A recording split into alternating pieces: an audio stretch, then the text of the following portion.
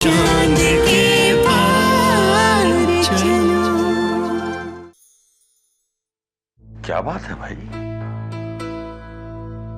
हमारी बच्ची आज इतनी थकी हुई नजर आ रही है कि उसमें एक किताब को उठाने की हिम्मत बाकी नहीं है।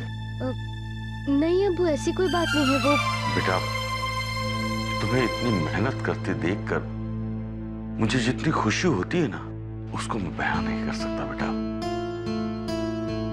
लेकिन एक बात गौर से सुन लो, काम के साथ साथ आराम भी बहुत जरूरी चीज है, इसलिए थोड़ा सा आराम कर लो। जी अब्बू।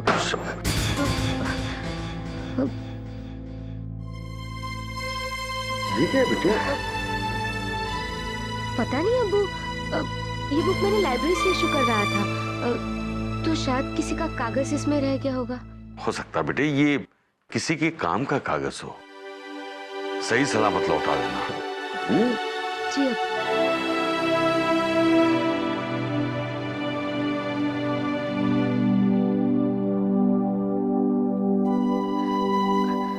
वो मुलाकात तुम नहीं समझे, दिल की जो बात तुम नहीं समझे।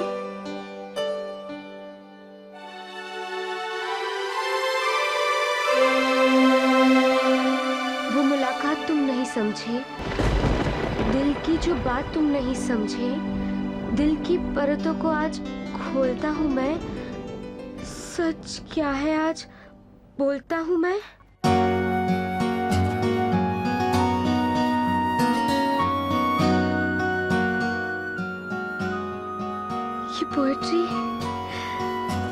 ये पोएट्री रिहान ने मेरे लिए लिखी है।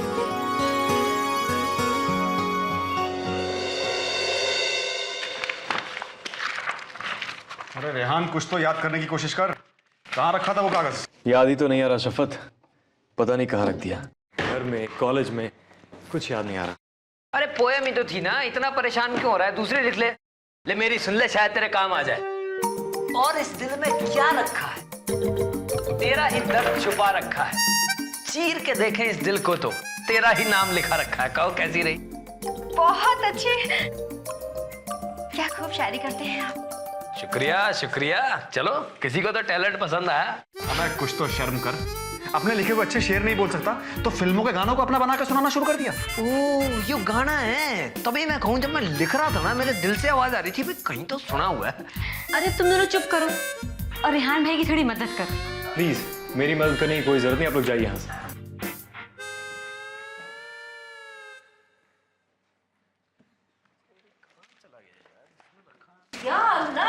कमरे का क्या हाल बना रखा तुम लोगों ने?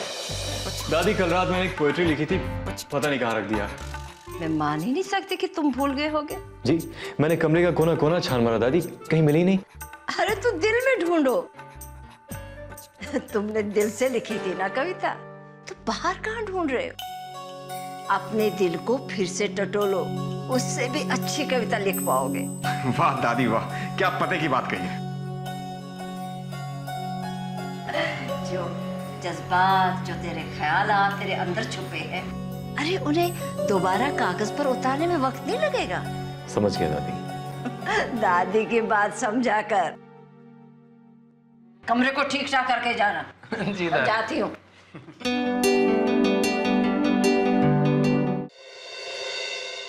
आपा, हम इतनी रात को मजार क्यों आए? ऐसे ही। सच बताइए, क्या कोई स्पेशल दुआ करनी है? इमली, हर बात बतानी तुझे जरूरी तो नहीं है ना? ये बात बतानी जरूरी है। सब बताइए या ना बताइए, मुझे मालूम है। क्या? आप अल्लाह से ये दुआ मांगने आई हैं कि जिससे आप प्यार करती हैं वो आपको मिल जाए। चुप कर तू। जो नाम आपके दिल में है वो आप सामने बताने में क्यों शर्मा रही हैं? इमली, मुझे परेशान मत कर। ए पीर बाबा, मेरी आपा की दुआ जल्दी से कबूल कर लो।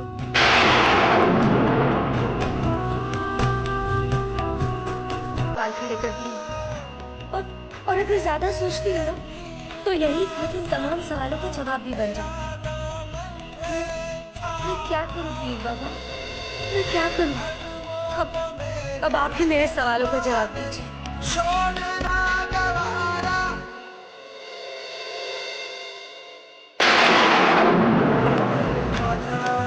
मैं जानता था तुम जरूर आओगी।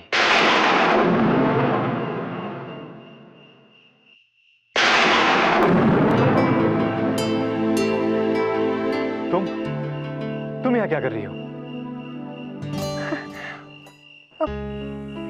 रेहान, वो ये खत, मैं सवाल नहीं, मेरा मतलब है जवाब। मैं कंफ्यूज तो मुझे जाना है अनीता, खुदा हाफिज।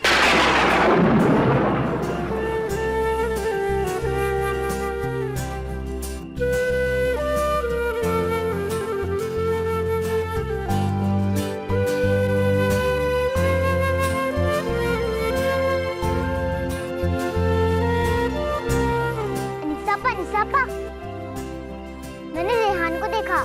क्या आपने देखा?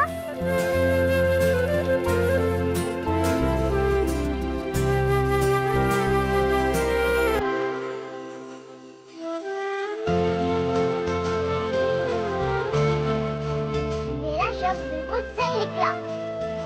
आपको किससे प्यार हुआ है? वो रेहान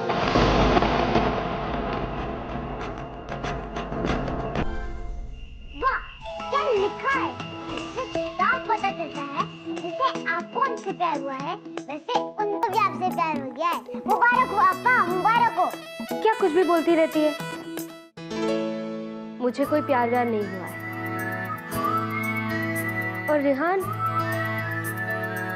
वो मुझसे क्यों प्यार करेगा?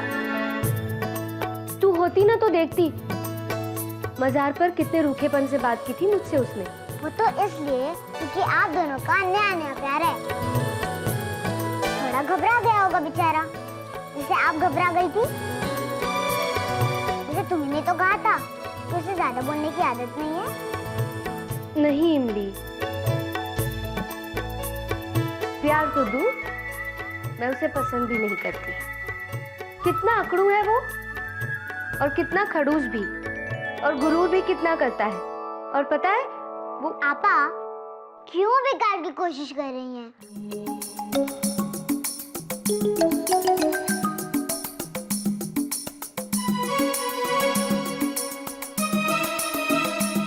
तुम कुछ और कह रही हो, तुम्हारा चेहरा कुछ और कह रहा है। बस है इमली, आजकल बहुत बोलने लगी है तू, चुप रह। ठीक है, मत मानो, लेकिन इस खत का क्या?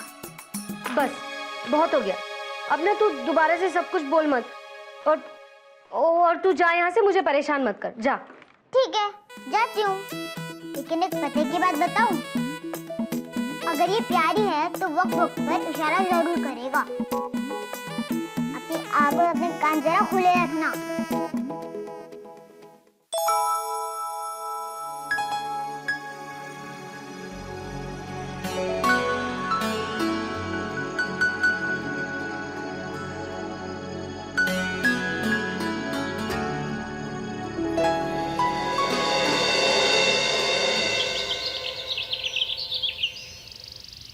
जो भी पार्टी ऑर्गेनाइज करने में मेरी मदद करेगा उसको 1 साल तक कॉफी, कोल्ड ड्रिंक, खाना सब फ्री।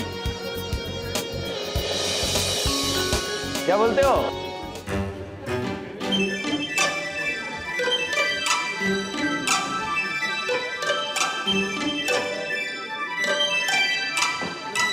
अरे भैया, तुम तो मेरी मदद करो।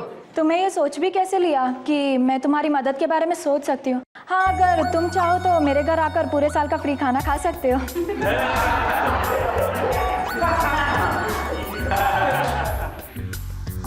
वैसे ऑफर बुरा नहीं है जगत का, लेकिन अगर हम इसकी हेल्प करेंगे तो पार्टी एंजॉय कैसे करेंगे? हाँ हाँ, सही कह रही हो।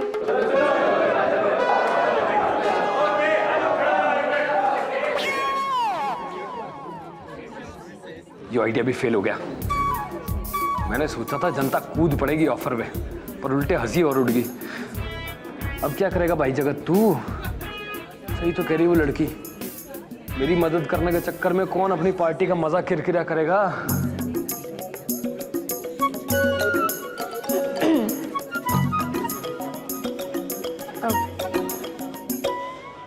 अगर आपको ऐतराज ना हो तो क्या मैं आपकी मदद कर सकती हूँ?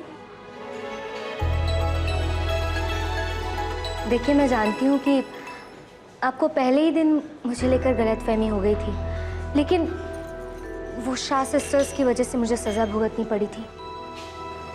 लेकिन देखिए, अगर आप चाहें तो हम एक नई शुरुआत कर सकते हैं। मेरा मतलब है, मैं तुम्हारी मदद कर दूंगी और तुम मेरा उधार माफ कर दो। नहीं, वो उधार तो ठीक है, लेकिन क्या? तुम्हें पार्टी एंजॉय नहीं करनी? पार्टी एंजॉय करनी है तभी तो तुम्हारी मदद करना चाहती हूँ। क्या मतलब? मतलब ये कि अगर मैं ऐसी ही पार्टी में शामिल होंगी तो पार्टी का हिस्सा कभी नहीं बन पाऊंगी। तुम तो जानते हो ना यहाँ कैसे कैसे लोग हैं। और वैसे यहाँ ज़्यादातर लोगों को ना मैं जानती हूँ और ना ही वो लोग मुझे जानने का शौक रखते हैं। तो ऐसी पार्टी का मतलब ही क्या? समझ गया। क्या समझ गए? यही कि हाँ, मुझसे कोई दोस्ती नहीं करना चाहता। नहीं, मेरा वो मतलब नहीं था। सॉरी फील मत करो तुम। देखो, मैं तुम्हारी मदद भी कर दूंगी, मेरा उधार भी माफ हो जाएगा और मैं पार्टी भी अटेंड कर लूंगी। तो बोलो, क्या कहते हो? देखो, ऐसा ऑफर तुम्हें कोई कभी नहीं देगा। डन? डन।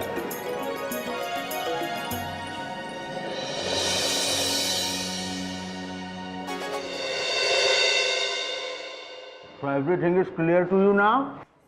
देखो, तुम तीनों फ्रेशर्स पार्टी के लिए एंट्री फीस के पैसे स्टूडेंट से कलेक्ट करोगी और हमारे पास आके रिपोर्ट करोगी। अब सॉरी सर, हमारे पास टाइम तो बिल्कुल भी नहीं है। हमें तो शॉपिंग पे जाना ना आपा।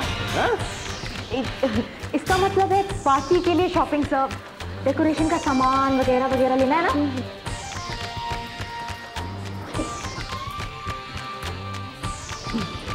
समझ गए। अरे लेकिन ये काम भी तो बहुत ज्यादा जरूरी है ना। अब देखो, कल पार्टी है और अब तक पैसे कलेक्ट नहीं हुए हैं। क्यों ना इस बार ऐसा करें कि एक फ्रेशर ही ये रिस्पॉन्सिबिलिटी ले। जैसे कि अनीसा। आइडिया तो अच्छा है। हाँ सर, बहुत होनहार और ब्राइट लड़की है अनीसा। और फिर सबसे मिलना जुलना भी हो जाएगा इस बहाने उसका, और कॉलेज के कल्चर को भी पहचान जाएगी। अरे वो रही है अनीसा। अनीसा, इधर आओ ना, सर बुला रहे हैं। एक मिनट। हाँ जी सर। तो अनीसा, तुम एक काम करो, फ्रेशर पार्टी के लिए स्टूडेंट से पैसे कलेक्ट कर दो।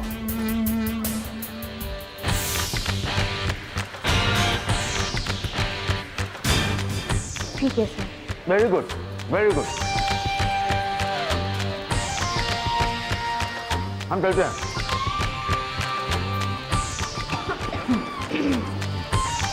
आपा, ये कैसा काम दे दिया सर ने बेचारी को। इसके खुद के पास तो पैसे होंगे नहीं एंट्री के लिए, और बाकी सबको बोलेगी welcome, please come, please come. बेचारी के दिल में क्या गुजरेगी। हाँ बेचारी सबको इनवाइट करेगी पार्टी के लिए और खुद आ नहीं पाएगी।